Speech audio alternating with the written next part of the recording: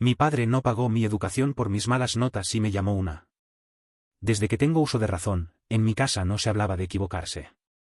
Se hablaba de rendimiento, de expectativas, de no defraudar. Mi padre, Eduardo, tenía una forma peculiar de medir el amor, con boletines escolares y gráficas mentales invisibles que se actualizaban cada vez que llegábamos con las notas en la mano. Mi madre, Rosa, más silenciosa y templada, prefería mantenerse al margen, aunque su mirada siempre buscaba la aprobación de él antes que la nuestra.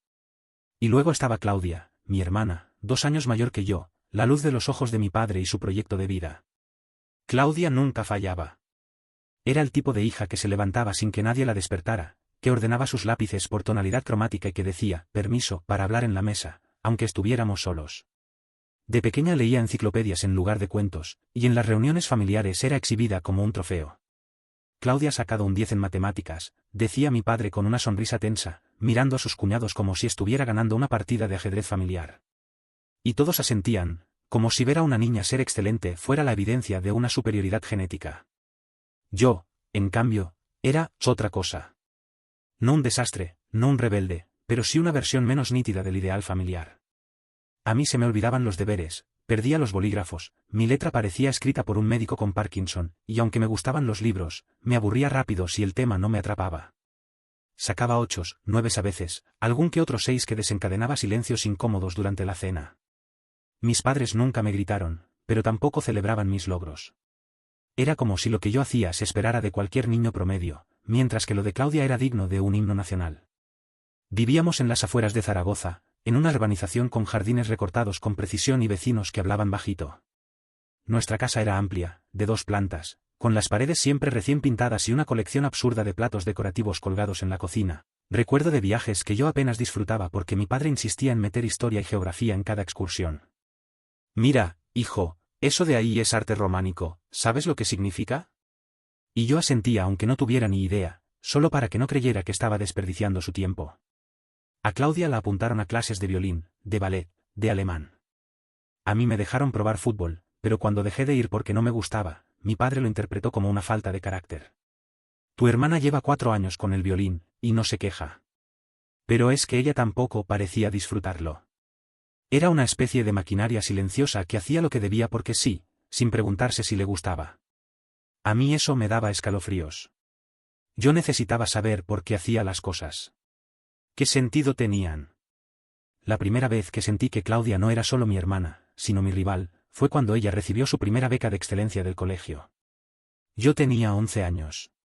Mis padres la llevaron a cenar a un restaurante caro del centro, y a mí me dejaron un plato de lasaña en el microondas. No lo dijeron, pero el mensaje era claro, cuando te lo ganes, tú también cenarás con nosotros. Esa noche comí solo en la cocina, con la tele encendida, y me tragué la comida como si masticar fuera una forma de vengarme. En el instituto, las diferencias se hicieron más crudas. Claudia ya tenía claro que quería estudiar bioquímica en la Universidad de Salamanca, y mi padre hablaba de eso como si fuera una misión divina. Yo aún no sabía que quería estudiar, ni siquiera que me interesaba realmente. Me gustaban algunas cosas, la filosofía, la literatura, el dibujo. Pero nada que mi padre considerara rentable. Esos son hobbies, decía, como si todo lo que no se pudiera cotizar en bolsa no tuviera valor. Claudia se fue a Salamanca un año antes de que yo terminara bachillerato. La despedimos como si se tratara de un astronauta rumbo a una misión crucial para la humanidad. Yo ayudé a meter sus maletas en el coche, vi cómo mi padre le daba dinero extra por si acaso, y cómo mi madre la abrazaba con lágrimas en los ojos. Nadie me miró a mí. Nadie se preguntó cómo me sentía perdiendo a la única persona que, a pesar de todo, compartía mis desayunos. Con Claudia fuera, pensé que tal vez por fin tendría algo de espacio para existir. Pero me equivoqué. Mi padre seguía haciendo comparaciones como si ella estuviera sentada a la mesa. Claudia, a tu edad, ya estaba preparando el examen de la Olimpiada de Química. Claudia sacó matrícula en segundo. Claudia nunca nos dio problemas. Mi madre callaba. Luis, mi primo, que venía a veces a estudiar conmigo, decía que yo me lo tomaba demasiado a pecho. Pero él no tenía a alguien como Claudia encima de su cabeza todos los días. Cuando por fin llegó mi turno, cuando terminé segundo de bachillerato con una nota bastante decente, 8,3, y le dije a mi padre que quería estudiar filosofía en la Autónoma de Madrid, lo vi fruncir el ceño por primera vez en mucho tiempo. ¿Filosofía?, repitió, como si le hubiera dicho que quería vivir de tocar el triángulo en el metro. No dijo nada más esa noche. Pero esa mirada me acompañó toda la semana. Y luego vino lo peor. Un domingo por la tarde, mientras tomábamos café en la terraza, me soltó, casi con desgana, que antes de decidir si iba a pagarme la matrícula de la autónoma, quería saber si yo estaba comprometido de verdad. Esto no es como con Claudia, dijo. Tú no eres como ella. Ese fue el momento exacto en que comprendí que nunca lo fui. Durante los últimos meses del bachillerato, todo en casa giraba en torno a mis notas. No recuerdo una comida en la que no se hablara de mi rendimiento, como si cada décima que obtenía se midiera en gramos de oro. Mis 8,3 de media parecían no bastar nunca. No cuando Claudia había terminado con un sólido 9,1, y menos aún cuando ella ya estaba cursando su segundo año de bioquímica en la Universidad de Salamanca, lugar que mi padre pronunciaba con una reverencia contenida, como si fuese un monasterio de sabiduría antigua al que solo los elegidos tenían derecho a entrar. Yo, en cambio, hablaba cada vez más de la Universidad Autónoma de Madrid. Había investigado cada rincón del campus en Internet, memorizado el plan de estudios de filosofía, estudiado a los profesores que daban clase allí. Podía recitar sus nombres, sus líneas de investigación, sus publicaciones. Pero por mucho que tratara de hacer brillar mis razones, mis argumentos rebotaban contra el silencio seco de mi padre. Cuando mencionaba el nombre de la universidad, su ceño se arrugaba como si hubiera hablado de una excentricidad pasajera. Y cuando decía filosofía, se le tensaba la mandíbula, como si eso no fuese una carrera, sino una derrota anunciada. Sabía que el precio era una barrera para él, aunque no lo admitiera. La autónoma costaba más que la Universidad de Salamanca, mientras que los gastos anuales de Claudia no llegaban a los 8.000 euros, gracias a su expediente brillante y a la beca de excelencia que había conseguido en primero, la carrera de filosofía en Madrid, entre matrícula, alojamiento, transporte y materiales, superaba con facilidad los 11.800. Y aunque mi padre ganaba bien como ingeniero en una empresa de consultoría energética, se comportaba como si cualquier gasto imprevisto fuera una amenaza directa al equilibrio económico de la familia. No podía decir que viviéramos mal. Teníamos coche propio, íbamos de vacaciones todos los veranos, y nunca faltó comida en la mesa. Pero su mentalidad era la del ahorro constante, la del esfuerzo heredado de una infancia con necesidades. Él no concebía pagar más por algo que, en su escala mental, valía menos. Y para él, una carrera de letras era eso, un gasto innecesario. Siempre se había mostrado más entregado con Claudia. No de forma evidente, pero sí en los detalles, le preguntaba por sus prácticas de laboratorio, la escuchaba con atención cuando hablaba de enzimas y proteínas, y se jactaba ante sus amigos de tener una hija futura científica. Conmigo, en cambio, todo eran advertencias, advertencias vestidas de consejos. Que debía ser práctico. Que la vida era dura. Que el dinero no crecía en los árboles. Que con la filosofía no iba a tener ni para pagarme un café. Mi madre, Rosa, era mi única esperanza. Aunque ella nunca tomaba decisiones importantes sin consultarlo con él, en los últimos meses había empezado a intervenir más. Decía cosas como, déjalo que intente, Eduardo, o no todos tienen que ser iguales, ¿no? Yo sabía que esas pequeñas frases eran mi única línea de defensa. A veces, me quedaba a propósito más tiempo en la cocina cuando ella lavaba los platos, fingiendo que le ayudaba, solo para ver si surgía alguna conversación donde pudiera colar otra mención a la autónoma. Una noche, incluso imprimí el plan de estudios y lo dejé encima de la mesa del salón, como quien olvida por accidente una carta importante. Mi padre lo hojeó sin decir palabra y lo dejó donde estaba, como si hubiese leído una receta de cocina. Al día siguiente, no comentó nada. Claudia vino a casa un fin de semana largo en marzo. Al principio fue un alivio. Siempre me había llevado bien con ella, y aunque su carácter era más metódico y pragmático que el mío, yo encontraba en su presencia un refugio, algo parecido a una tregua en medio del juicio constante. Pero esa vez fue distinto. Apenas entró por la puerta, ya estaba corrigiendo mi postura, preguntando si había repasado las asignaturas más flojas y recordándome que no podía permitirme errores. Me miró con una seriedad que hasta entonces no le conocía y me soltó que, si quería estudiar filosofía, tendría que demostrar más que nunca que no era un capricho, que me lo había ganado. Luego, en la cena, dijo delante de todos que yo no tenía las mismas notas que ella y que eso debía tenerse en cuenta a la hora de tomar decisiones importantes. Mis mejillas ardieron. No pude levantar la mirada del plato en toda la velada. Mi madre intentó suavizar el golpe sirviéndome más comida, como si con eso pudiera curar la humillación. Pero ya estaba hecho. Claudia no lo decía con maldad, lo sé, pero a veces sus palabras pesaban más que las de mi padre. Y ahora que ella también se unía al coro de la desconfianza, yo empezaba a temer que mi batalla estuviera perdida. A finales de abril, Eduardo llamó a una reunión familiar. No era habitual que lo hiciera. Nunca había sido un hombre de grandes discursos, pero esa noche se puso serio, como cuando hablaba de cosas, de hombres, como él decía. Nos sentó a todos en el salón. Claudia ya había vuelto a Salamanca, así que fue una reunión de 3. Yo sentía que tenía una piedra en el estómago. Empezó hablando del futuro, de la responsabilidad, de cómo el mundo no esperaba a nadie. Dijo que la situación económica no era la ideal, aunque al día siguiente mi madre recibiera un paquete nuevo con una batidora de gama alta que ella no había pedido. Finalmente, soltó la bomba, que si yo insistía en estudiar en la autónoma, él no iba a pagar nada hasta que viera resultados. ¿Resultados? ¿De qué tipo?, pensé. Quería que aprobara antes de empezar. Que trabajara medio año y me pagara yo mismo el primer semestre. ¿O simplemente esperaba que renunciara? No lo pregunté. Asentí, tragué saliva y me fui a mi cuarto. Cerré la puerta y me senté en la cama, en silencio. Sentí que algo se resquebrajaba dentro de mí. No por el dinero en sí, sino por lo que implicaba, que no confiaba en mí. Que, aunque nunca lo diría con palabras, había decidido que no merecía la misma oportunidad que Claudia. Tal vez para él siempre había sido así. Tal vez desde que nacimos. La Universidad Autónoma empezaba a volverse un sueño distante. 3 semanas después, cuando menos esperaba, algo ocurrió. Mamá entró en mi habitación con una expresión indescifrable, como si se debatiera entre la culpa y la esperanza. Sentí el corazón latirme con tanta fuerza que por un momento creí que me lo había imaginado, pero sus palabras fueron claras: papá había aceptado pagar el primer año de mis estudios en la Universidad Autónoma de Madrid. No supe qué decir.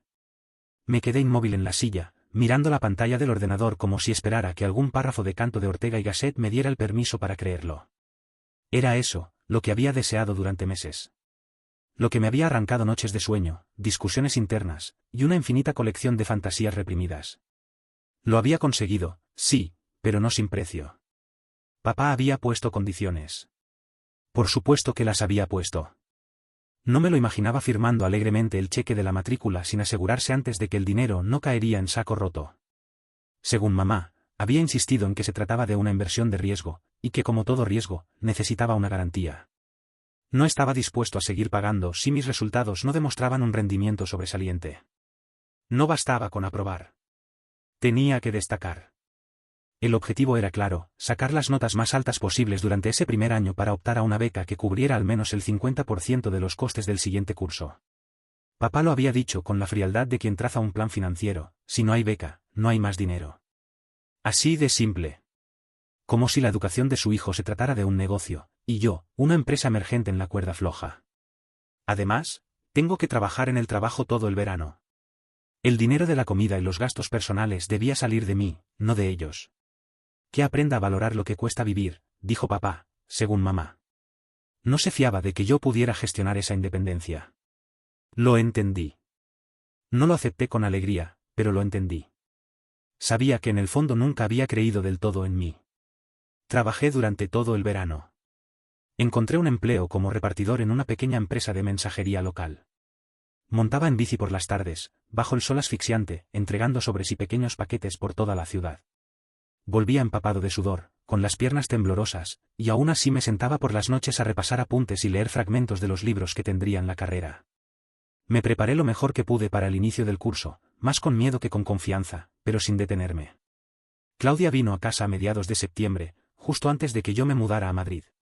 Ella ya llevaba 2 años en la Universidad de Salamanca, estudiando bioquímica, con un expediente impecable. Se había graduado del instituto con un 9,1 sobre 10, cosa que papá repetía con orgullo cada vez que tenía oportunidad. Yo, con mi 8,3, apenas merecía una mención. Claudia se sentó en el sofá del salón y me miró con esa expresión que mezcla cariño con autoridad. Me dijo que me esforzara, que no creía que papá volviera a pagar si yo no cumplía. Lo dijo sin malicia, pero con esa certeza que tienen los hermanos mayores cuando creen saberlo todo. Septiembre se volvió un vértice de emociones. Llegué a Madrid una semana antes del inicio del curso. El pequeño cuarto que alquilé en una residencia universitaria olía a madera vieja y a humedad. Era sencillo, pero suficiente. Tenía una cama, un escritorio, una estantería y un armario raquítico. Abrí mi maleta y coloqué mis cosas con cuidado, como si al ordenarlas pudiera convencerme de que pertenecía allí. El primer día de clase amaneció gris.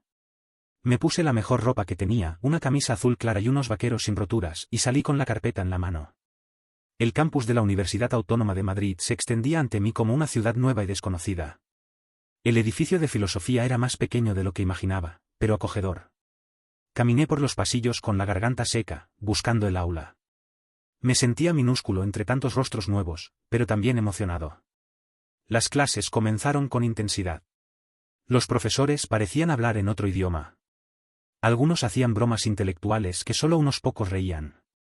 Otros soltaban citas en latín sin explicaciones. Me esforzaba por no quedarme atrás, tomaba apuntes febrilmente, subrayaba los libros con 3 colores distintos, grababa las clases para repasarlas en casa. Quería demostrarle a papá que sí podía. Más aún, quería demostrármelo a mí mismo. Encontré un trabajo en una cafetería cercana al campus. Me contrataron como ayudante por las tardes, de 5 a 9. Lavaba vasos, reponía estanterías, limpiaba las mesas. El uniforme me quedaba un poco grande, pero nadie se fijaba en eso. Volvía a la residencia agotado, con las manos oliendo café y los pies ardiendo. Me duchaba, cenaba algo rápido, generalmente arroz o pasta, y me sentaba a estudiar hasta la medianoche. Los días se hicieron rutina. Universidad, trabajo, estudio, sueño breve. A veces me preguntaba si aguantaría así todo el año. Las semanas pasaban y los exámenes parciales se acercaban. No podía permitirme fallar. Cada nota, cada ensayo, cada participación en clase, eran monedas que iba acumulando en una balanza invisible que papá observaría con lupa. Nunca me llamó para saber cómo iba. Era mamá quien enviaba mensajes de vez en cuando. Cortos, cuidados, como si temiera decir algo que interrumpiera el frágil equilibrio que había logrado establecer con Eduardo. Claudia también escribía de vez en cuando. Me enviaba consejos, PDFs, enlaces a bibliografía que ella pensaba que podrían servirme, como si eso compensara los años de diferencia en la mirada de papá. Y sin embargo, en medio de esa vorágine, había algo dentro de mí que crecía. Algo que se parecía al orgullo, aunque todavía no me atrevía a nombrarlo así. Por primera vez, sentía que el camino no me lo estaban marcando, que cada paso me costaba, sí, pero que era mío. Y aunque papá vigilara desde lejos con la mirada implacable de un inversor exigente, yo sabía que si lograba completar ese año con éxito, nada volvería a ser igual. El año académico se me escapaba como agua entre los dedos. Cada semana era un peso más sobre los hombros, una cuenta regresiva que sonaba en mi cabeza incluso cuando dormía. Mis días eran una mezcla invariable de clases intensas, turnos cortos en la cafetería del campus y madrugadas encerrado en la biblioteca, con los ojos enrojecidos sobre textos de filosofía política que parecían susurrarme en latín antiguo. No me quejaba, al menos no en voz alta. Después de todo, yo había aceptado las condiciones. Yo había sentido frente a la severidad de Eduardo, con la esperanza ridícula de que ese año lo cambiaría todo, de que mis notas serían mi redención. Pero los meses pasaban y cada vez estaba menos seguro de si eso era realmente posible. Había pasado el año haciendo malabares con un horario que apenas me dejaba respirar. Me levantaba a las 6, tomaba una ducha tibia en el baño compartido, comía una tostada con algo de mantequilla si tenía suerte y no se me había acabado el pan y salía corriendo al campus. Tenía clases desde las 8 hasta las 2, luego trabajaba en la cafetería de 3 a 8. Y por las noches, me sentaba en mi rincón habitual de la biblioteca a leer, subrayar, memorizar, escribir ensayos que cada vez sentía más vacíos, más mecánicos. Me había prometido a mí mismo que lo lograría. Que me rompería el alma si hacía falta. Pero había noches en las que el cansancio me vencía y me quedaba dormido con la cabeza sobre el escritorio. No era flojera. Era agotamiento. Puro y crudo. Claudia vino a visitarme en abril. Traía esa energía tan suya, esa forma de caminar como si todo en el mundo estuviera bajo control. Me trajo una bolsa con galletas, café y una sudadera vieja suya con el logo de Salamanca.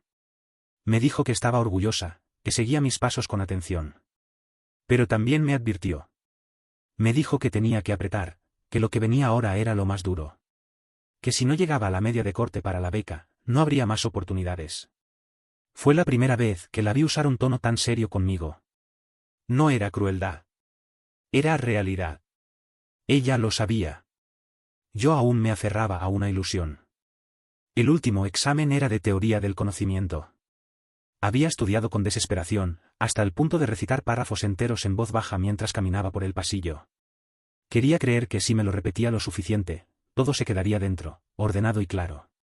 El día de la prueba llegué con el estómago vacío. No porque no hubiera comida, sino porque los nervios me habían cerrado el apetito. Me senté frente al papel y durante un segundo sentí que el mundo se desdibujaba. Pero comencé. Escribí. Pensé. Respondí con todo lo que tenía. Salí de allí con el cuerpo exhausto, como si hubiera corrido una maratón. Esperar la nota fue una tortura. Durante días evité el correo electrónico. Soñaba que lo había logrado y me despertaba sudando, como si ese sueño fuera una burla. Finalmente, el resultado apareció. Un 6,9. Necesitaba un 7,5 para calificar a la beca. Era un número. Una cifra. Una condena. Cuando me atreví a llamar a casa y se lo dije a Eduardo, hubo un silencio. No fue un silencio neutro. Era uno cargado, con ese aire tenso que precede a las tormentas. Me dijo que lo había decepcionado. Que 11.800 euros no se recogían en la calle. Que ese año había sido una apuesta y que yo no había estado a la altura. Que no iba a tirar más dinero a un pozo sin fondo. Me habló como si hubiera fallado deliberadamente, como si no hubiera dejado cada célula de mi cuerpo en ese intento. No gritó. Fue peor. Usó ese tono frío y seco que usaba cuando quería herirme sin levantar la voz. Colgué el teléfono con los dedos temblando. Sentí que el aire en la habitación se volvía más denso. Era junio, hacía calor, pero yo me sentía helado por dentro. No lloré. Al menos no al principio. Me quedé allí, sentado en la silla de plástico frente al escritorio minúsculo de mi cuarto, con los nudillos blancos de tanto apretar el borde. Había trabajado. Me había esforzado. Lo había dado todo. Y aún así, no fue suficiente. No para Eduardo. Recordé cómo Claudia había sacado un 9,1 en bachillerato. Cómo la felicitaron. Cómo le compraron un reloj nuevo cuando fue aceptada en Salamanca. A mí, con mi 8,3, me dieron una palmada en la espalda y una advertencia. Recordé cómo Rosa había tenido que interceder por mí, suavizar el terreno, negociar mi oportunidad como si fuera un caso perdido desde el principio. Recordé el entusiasmo que sentí cuando supe que iría a la autónoma. Me parecía imposible. Una oportunidad que no me correspondía. Tal vez tenían razón. Tal vez yo no era suficiente. Pero entonces me vi reflejado en el cristal de la ventana. Vi mi rostro ojeroso, mi espalda encorvada, mi piel cansada. Y supe que no era por falta de esfuerzo. No era por desinterés ni por flojera. Había luchado contra el cansancio, contra la presión, contra el miedo a fallar. Simplemente no bastó. Y dolía. No solo por lo que perdía, sino por lo que significaba, que para mi padre, el amor estaba condicionado al éxito. Que los errores no eran parte del camino, sino señales de debilidad. Que el afecto se medía en función del rendimiento académico y no de la humanidad. Me dormí esa noche con la ropa puesta, con el teléfono bajo la almohada, como si esperara un mensaje que no iba a llegar. Rosa no llamó. Claudia tampoco. Luis me escribió, pero no respondí. No quería compasión. Quería comprensión, y eso no iba a encontrarlo allí. Me sentí como un producto defectuoso, como un gasto que no vale la pena repetir. El silencio de esa noche fue distinto. Era más pesado, más definitivo. Sabía que tendría que encontrar otra manera de seguir. Un plan B. Un trabajo nuevo, otra universidad, tal vez. Pero en ese momento no tenía fuerzas para pensar en nada. Solo quería que el mundo se detuviera unos minutos, que alguien, aunque fuera por una vez, me dijera que todo ese esfuerzo no había sido en vano. Pero el teléfono no sonó. Y el verano acababa de empezar. Volver a casa nunca me había producido tanta ansiedad. Era junio y el calor madrileño ya se hacía insoportable, como si la ciudad se burlara de mis nervios caldeándolos más. El tren hacia Valladolid me pareció interminable. Tenía la cabeza contra el cristal y los ojos perdidos entre los campos dorados de Castilla, pero lo único que veía era la expresión de mi padre aquella tarde en la que le conté que no me habían dado la beca. La misma tarde en la que sentí que todo lo que había construido ese año con esfuerzo se desmoronaba como un castillo de arena bajo una ola fría y calculadora. Mi madre, por teléfono, había sonado contenta con la noticia de mi llegada. Me dijo que Claudia ya estaba en casa, que la universidad la había dejado agotada y necesitaba descansar. Yo también lo necesitaba, aunque no sabía si en esa casa encontraría reposo alguno. Al llegar, Rosa me abrazó fuerte. La sentí más delgada, más tensa, con ojeras que no recordaba. Se había preocupado, lo sabía. La tensión que se respiraba entre Eduardo y yo se le colaba por las rendijas del alma y la estaba erosionando en silencio. Mi padre, en cambio, ni siquiera se levantó del sillón cuando entré. Me saludó sin mirarme, con un murmullo casi inaudible, como si yo fuera un vecino cualquiera. Claudia vino del piso de arriba, impecable como siempre, con el cabello recogido y ese gesto de suficiencia que tan bien había aprendido de él. Me dio 2 besos con distancia, como si abrazarme fuera a reconocer alguna debilidad. La cena ya estaba casi lista.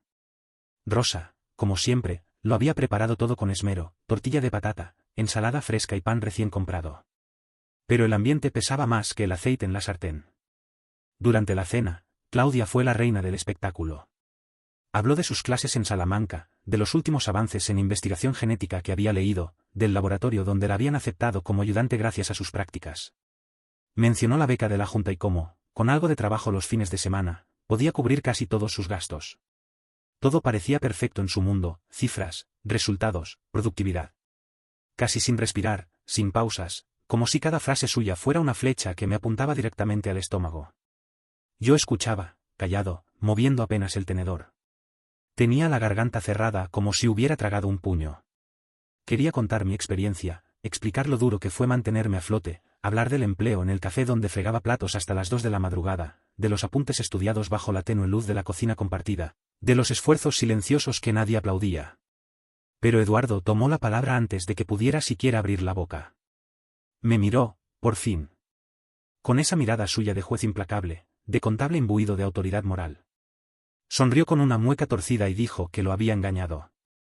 Que le prometí rendir, que le juré que sacaría las mejores notas, que conseguiría una beca. Que él había hecho un esfuerzo enorme: 11.800 euros no se encontraban tirados por la calle, dijo, y que lo había decepcionado. Con cada palabra suya, el aire se hacía más denso, más irrespirable. Y yo sentí como se me encendía algo dentro, una rabia sorda que no recordaba haber sentido antes.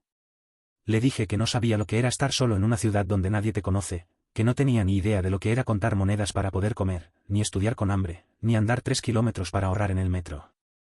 Le dije que me había partido la espalda trabajando y que, aunque no conseguí la beca, había aprobado todo con esfuerzo. Le dije que todo lo que esperaba era un poco de comprensión, no una maldita auditoría financiera de mis fracasos. Eduardo golpeó la mesa con la mano abierta. Dijo que no era cuestión de comprensión, que él no criaba hijos para que fueran filósofos bohemios sin becas. Que el mundo no se movía con palabras bonitas ni teorías existenciales, que lo único que valía era la rentabilidad. Rentabilidad, dijo, como si yo fuera una inversión fallida.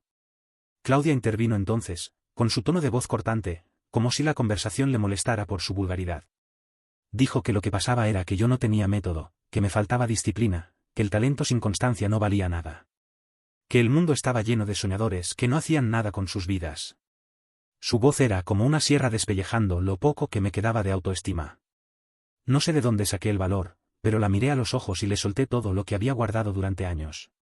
Que siempre se creyó mejor porque sacaba décimas más, que usaba la inteligencia como si fuera una corona que le daba permiso para despreciar a los demás. Que yo no era menos por tropezar una vez, que no era basura por haber necesitado ayuda. Le dije que nunca me interesó competir con ella, que solo quería vivir mi vida con dignidad, no pasar exámenes para aplausos ajenos. La tensión era insoportable. Rosa no decía nada, pero sus ojos estaban llenos de lágrimas. Le pedí perdón a ella. Solo a ella. Le agradecí en voz baja haber creído en mí cuando nadie lo hizo, por haberme escuchado cuando ni siquiera yo me entendía. Fue lo único sincero que salió de mi boca aquella noche. Me levanté de la mesa sin terminar de cenar. Me encerré en mi antiguo cuarto, que ahora me parecía ajeno, como si ya no me perteneciera. Me tumbé en la cama y miré el techo en silencio. Afuera, la voz de Eduardo seguía resonando, repitiendo palabras como decepción, dinero, fracaso. Y la voz de Claudia, suave y cruel, analizándolo todo con la precisión de un bisturí. No lloré. Ya no. Había cruzado una línea. Algo dentro de mí se había roto, sí, pero también algo había despertado. Ya no quería la aprobación de nadie. Solo quería ser libre. Yo pensaba que todo había terminado antes de haber siquiera comenzado. El verano era un páramo. No tenía nada. Ni un plan, ni un lugar, ni futuro. Solo la casa en la que ya no me sentía hijo, solo el eco de frases hirientes repitiéndose en mi cabeza como si fueran parte de una maldición antigua, me decepcionaste, 11.800 euros, una inversión fallida. Nadie había dicho, ¿estás bien?, nadie me había preguntado si aún soñaba, si aún quería seguir. Excepto Rosa. Mi madre era lo único que me quedaba de aquel hogar, lo único real, el último resquicio de calor en una casa convertida en hielo. A veces, mientras recogía mis libros o lavaba los platos en silencio, pensaba en dejarlo todo. Buscar un trabajo fijo, irme a alguna ciudad costera, perderme. Pensaba que el mundo era un lugar diseñado para gente como Claudia, brillante, meticulosa, invulnerable. Yo, en cambio, era todo duda, todo vértigo, todo incertidumbre. Pero entonces sucedió lo que menos esperaba. Una mañana cualquiera, con el sol colándose por la persiana a rayas irregulares, recibí una llamada. Un número desconocido. Pensé que era una broma, o una equivocación. Pero no. Era el vicedecano de la Facultad de Filosofía. Su voz era grave, formal, pero tenía un timbre distinto, como de buenas noticias contenidas. Me explicó que una fundación americana, respaldada por un grupo de inversores privados, había estado evaluando proyectos académicos realizados por estudiantes de primer año en distintas universidades europeas. Y que uno de mis ensayos, aquel en el que escribí sobre la ética contemporánea en tiempos de algoritmos y automatización, había llamado la atención de un grupo de ellos. No lo podía creer. El texto lo había escrito una noche de marzo, en la cocina de la residencia, con las manos heladas y café de sobre. Había vertido ahí todo lo que sentía, el miedo a un mundo sin alma, la búsqueda de sentido en medio del progreso tecnológico, la necesidad de humanismo en la inteligencia artificial.